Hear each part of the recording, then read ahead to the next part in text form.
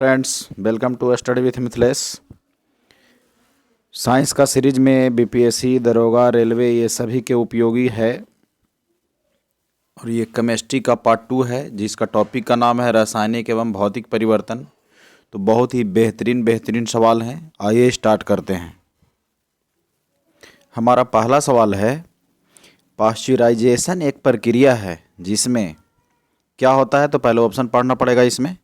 तो दूध को बहुत कम तापमान पर 24 घंटे तक रखा जाता है, ऑप्शन ए है। ऑप्शन बी में है दूध को 8 घंटे तक गर्म किया जाता है। ऑप्शन सी है दूध को पहले बहुत देर तक गर्म किया जाता है और एक निश्चित समय में अचानक ठंडा कर लिया जाता है। और ऑप्शन डी है इनमें से कोई नहीं। तो देखिए, ये बीपीएससी का पूछा हुआ सवाल है। तो पाश्चराइजेशन प्रक्रिया है, उसमें दूध को पहले बहुत देर तक गर्म करते हैं और फिर अचानक से इसको ठंडा कर लिया जाता है, जिससे दूध ज़्यादा समय तक इसको रख सकते हैं और दूध खराब नहीं होगा। तो दूध की पाश्चराइजेशन की प्रक्रिया में यही होती है। दूध का पाश्चराइजेशन का प्रक्रिया खोज किया था लुई पाश्चर ने। देखिए, दूध को पाश्चराइजेशन करने की दो विधियां हैं। एक है लो टेम्परेचर होल्डिंग मेथड, यानी कम तापमान पर ज़्यादा देर तक गर्म रखना है, लो टेम्परेचर होल्डिंग मेथड। तो लो टेम्परेचर होल्डिंग मेथड में 62.8 डिग्री सेल्सियस पर इसे 30 मिनट तक गर्म करते हैं। फिर से, लो टेम्परेचर होल्डिंग मेथड में 62.8 डिग्री सेल्सियस पर 30 मिनट तक गर्म किया जाता है।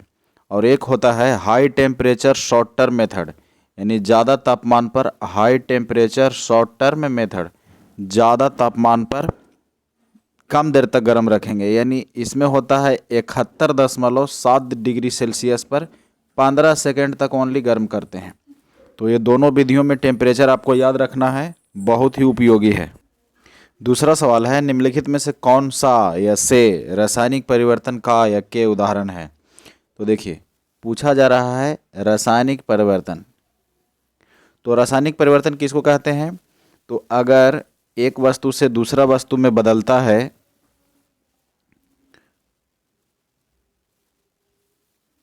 और एक वस्तु से दूसरा में बदलते हैं तो उसमें फिर उसमें बदला नहीं जा सकता है, तो इसी को रासायनिक परिवर्तन कहते हैं।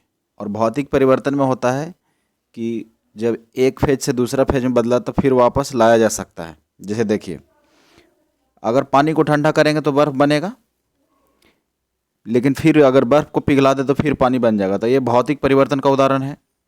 सोडियम क्लोराइड का क्रिस्टलन। तो सोडियम क्लोराइड यानी नमक का क्रिस्टलन, क्रिस्टलन माने रवाकरण। अगर इसको पानी घोल में सोडियम क्लोराइड को यानी नमक को है और इसको अगर वाष्पीकृत करके पानी उड़ा दे तो ये रवाकरण हो गया, क्रिस्टलन हो गया। तो फिर से पुनः ये नमक मिल जाएगा, तो ये भी हो गया भौतिक परिवर्तन। तीसरा में है दूध का अस्कंदन। तो दूध का अस्कंदन होगा तो ये केमिकल चेंज हो गया, यानी रासायनिक परिवर्तन हो गया। फिर से ये नहीं मिलेगा। जैसे दूध से दही का बन जाना, तो दूध से अगर दही बन गया तो क्या आप दही से फिर दूध बना सकते हैं। तो नहीं। तो केवल इसका 3 आंसर होगा सही। 3 आंसर कौन में है, बी में ऑप्शन में है। तीसरा सवाल है, अशुद्धियों के कारण द्रव का क्वथनांक। तो अशुद्धि मिला देने पर द्रव का क्वथनांक है जो बढ़ जाता है। क्या होता है, बढ़ जाता है। तो इसका सही उत्तर हो गया ऑप्शन नंबर ए, बढ़ जाता है। चौथा सवाल है, क्रोमोटोग्राफी की तकनीक होती है। तो क्रोमोटोग्राफी तकनीक क्या होता है। तो ये एक मिश्रण से पदार्थों को अलग करने का ये मेथड है। तो इसका सही उत्तर हो गया, एक मिश्रण से पदार्थों को अलग करने का मेथड है क्रोमैटोग्राफी।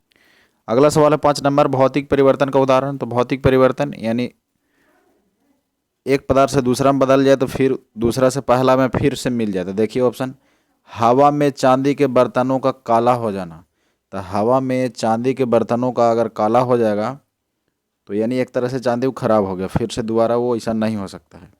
दूसरा है मोमबत्ती का जलना। तो मोमबत्ती का जलना रासायनिक परिवर्तन है, लेकिन पिघलना रहेगा तो भौतिक परिवर्तन होगा। दूध से दही का बनना, ये भी रासायनिक, लेकिन पानी में चीनी का घुलना, तो ये हो गया आपका भौतिक। तो इसका सही उत्तर हो गया डॉग, पानी में चीनी का घुलना। छठा सवाल में आपको सूची 1 से सूची 2 को सुमेलित करना है और इसमें आपको पूछा जा रहा है उपचयनांक। उपचयनांक यानी ऑक्सीडेशन नंबर। तो देखिए ऑक्सीडेशन नंबर कैसे निकालते हैं। तो जैसे पहला ऑप्शन है MnO2, तो इसमें Mn का पता करना है। तो Mn का नहीं पता है तो Mn का मान लिया कि X है, ठीक। और ऑक्सीजन का कुछ का आपको याद रखना है। तो ऑक्सीजन का ऑक्सीडेशन नंबर होता है जो -2 होता है, तो प्लस -2, लेकिन ये इसका 2 है मोलिकुलर, 2 और बराबर में 0 कर देना है। सभी का योग 0 के बराबर होता है। तो x बराबर कितना हो गया, तो -4 और इधर गया तो +4। तो +4 किस ऑप्शन में है, तो देखिए C का 1। इसी तरह H2SO4 में S का, तो इसी तरह से निकाल देना है। तो आपका हो गया इसका हो जाएगा D, A का हो जाएगा आपका 3 और B का हो जाएगा जो बचा 4। तो ये ऐसे नहीं है, निकालना पड़ेगा तब समझ में आएगा। सातवां सवाल कथन और कारण यानी असर्शन और रीजन का है। तो कथन है कि उच्चतर तापमानों पर रासायनिक अभिक्रिया तीव्रतर हो जाती है। अच्छा, तो कथन तो बिल्कुल सही है। हाई टेम्परेचर पर केमिकल रिएक्शन हो जाते हैं हाईली एक्टिव। रीजन बता रहा है कि उच्चतर तापमानों पर, रीजन तो और होगा, उच्चतर तापमानों पर आणविक गति यानी मोलिकुलर जो होता है गति और द्रुत हो जाता है और तेज हो जाता है। तो कारण भी बिल्कुल सही है। तो जब कथन और कारण दोनों सही है तो ए आंसर होता है। असर्शन और रीजन दोनों सही है और RA का सही स्पष्टीकरण भी कर रहा है। आठवां सवाल है कि ऊंचाई की जगहों पर पानी 100 डिग्री सेल्सियस के नीचे के ताप पर क्यों उबलता है।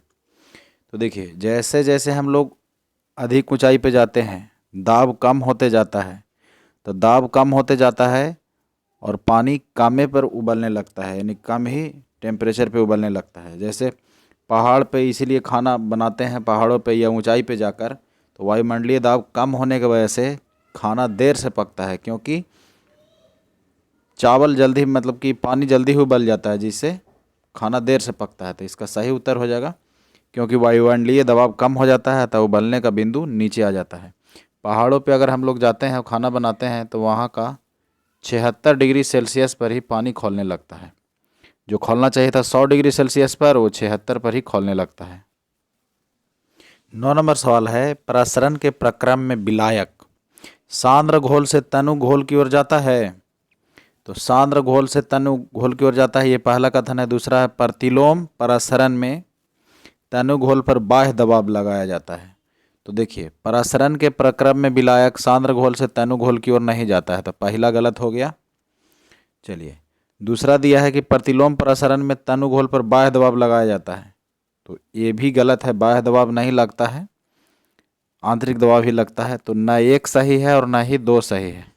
तो इसका सही उत्तर हो गया ऑप्शन नंबर D, न तो 1 और न ही 2। जल का वाष्प में परिवर्तन क्या कहलाता है। तो जल का वाष्प में परिवर्तन भौतिक परिवर्तन है, क्योंकि जल से वाष्प होगा तो वाष्प से भी हम जल प्राप्त कर सकते हैं, तो भौतिक परिवर्तन है। 11वां सवाल है ठोस कपूर से कपूर वाष्प बनने की प्रक्रिया को क्या कहते हैं। तो देखिए अगर किसी ठोस पदार्थ को गर्म करते हैं और डायरेक्ट वो बन जाता है, वेपर में चेंज होता है, तो ऐसी प्रक्रिया को ऊर्ध्वपातन कहते हैं। क्या कहते हैं, ऊर्ध्वपातन यानी सब्लिमेशन। तो इसका सही उत्तर हो गया ऑप्शन नंबर D। एक चीज़ यहाँ पे सीखिए कि ये ठोस है, द्रव्य है और ये गैस है। तो अगर ठोस को पिघलाते हैं और द्रव बनता है तो इसको कहा जाता है द्रवणांक कहा जाता है। अगर द्रव को पिघलाते हैं और गैस में बदलता है तो इसको क्वथनांक कहलाता है। और अगर ठोस को अगर पिघलाते हैं और बिना द्रव में बदले सीधे गैस में बदल जाता है तो इसी को ऊर्ध्वपातन कहते हैं। लेकिन अब देखिए, लेकिन अगर गैस को हम ठंडा करते हैं और डायरेक्ट बिना द्रव में बदले ठोस में बदल जाता है तो इसको अवसादन कहते हैं, डिपोजिशन कहते हैं। और गैस को अगर ठंडा करे, कंडेंस करे और द्रव में बदल जाए तो इसको संघनन कहते हैं। और अगर द्रव को जमाए और ठोस बन जाए तो उसको हिमीकरण कहते हैं। तो ये तीनों ऑपोजिट और सीधा दोनों याद होना चाहिए। 12वां सवाल, जल अपघटन में ऊर्जा किस रूप में उत्पन्न होती है? तो जल के अपघटन में ऊर्जा ऊष्मा के रूप में उत्पन्न होती है। किस रूप में? तो ऊष्मा के रूप में उत्पन्न होती है। इसका सही जवाब। 13 नंबर सवाल है, निम्नलिखित कथनों पर विचार कीजिए। कथन है, नमक और बर्फ के मिश्रण से 0 डिग्री सेल्सियस से नीचे का तापमान प्राप्त होता है। तो ये बिल्कुल सही है कथन। नमक और बर्फ के मिश्रण से 0 डिग्री सेल्सियस से नीचे का तापमान मिल जाता है। ठीक है। रीजन, नमक बर्फ के हिमांक को बढ़ा देता है। तो नमक बर्फ के हिमांक को बढ़ा देता है, ये कथन बिल्कुल गलत है। तो आइए इस पर विचार करते हैं। देखिए कौन सा होगा।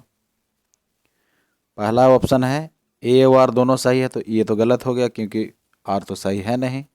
ए और आर दोनों सही है तो दोनों सही नहीं है। ए सही है परंतु आर गलत है। ए सही है परंतु आर गलत है। यही आंसर होगा। 14 नंबर सवाल है कि कौन रासायनिक परिवर्तन का उदाहरण है? तो देखिए पढ़ते हैं। प्रिज्म से गुजरने पर श्वेत प्रकाश का 7 रंगों में विभक्त होना। तो 7 रंग में विभक्त होता है, लेकिन अगर पुनः प्रिज्म से उसको गुजारते हैं तो फिर से हमको श्वेत प्रकाश मिल जाता है। तो ये रासायनिक नहीं भौतिकी है, तो ये गलत हो गया। सब्जियों को पकाने पर उसका मुलायम हो जाना, हाँ ये भौतिक नहीं रासायनिक है, क्योंकि सब्जी को पकाएंगे तो मुलायम हो गया, दूसरा चीज़ में बदल गया। फिर पके हुए सब्जी से पुनः सब्जी, ताज़ा फल, ताज़ा सब्जी प्राप्त करना संभव नहीं है। तो रासायनिक परिवर्तन पूछ रहा है, तो यही हमारा उत्तर हो गया। अच्छा, सनी हुई मिट्टी का सूखने पर भंगुर हो जाना। तो सनी हुई मिट्टी पर सूखने पर भंगुर हो जाएगा, तो फिर से उसको गीला कर देंगे तो ठीक हो जाएगा। नमक का पानी में घुलना, तो ये भी भौतिक है, लेकिन हमको रासायनिक पूछा जा रहा है, ऑप्शन बी हो गया। नेक्स्ट क्वेश्चन, 15 नंबर सवाल है कि कोहरे में निम्नलिखित में से कौन सा कोलाइडी तंत्र अभिव्यक्त होता है? तो देखते हैं ऑप्शन। तो जो कोहरा होता है, गैस में द्रव का कोलाइडी तंत्र होता है, गैस में द्रव का। इस टॉपिक का 16वां एवं आखिरी सवाल है, निम्नलिखित में से कौन सा एक कथन सही नहीं है? सही नहीं है कथन के बारे में पढ़ना है। तो किसी जलीय विलयन का क्वथनांक शुद्ध जल के क्वथनांक से अधिक होता है, बिल्कुल सही है। किसी विलयन में विलेय के योग से इसका जल विभव बढ़ जाता है, तो ये गलत है। चलिए, किसी विलयन में जल का वाष्प दाब शुद्ध जल के वाष्प दाब की तुलना में निम्न होता है, ये भी सही है। जब किसी विलयन को एक अर्ध पारगम्य झिल्ली द्वारा जल से अलग किया जाता है तो विलयन पर दबाव से जल के प्रवाह को रोका जा सकता है, तो ये भी सही है। तो यहाँ पूछ रहा है कौन सही नहीं है, तो जो सही नहीं है वही तो हमारा आंसर है। तो ऑप्शन नंबर बी इसका सही जवाब हो गया। तो ये छोटा सा टॉपिक था रासायनिक एवं भौतिक परिवर्तन। मिलते हैं अगले टॉपिक में, तब तक के लिए जय हिंद।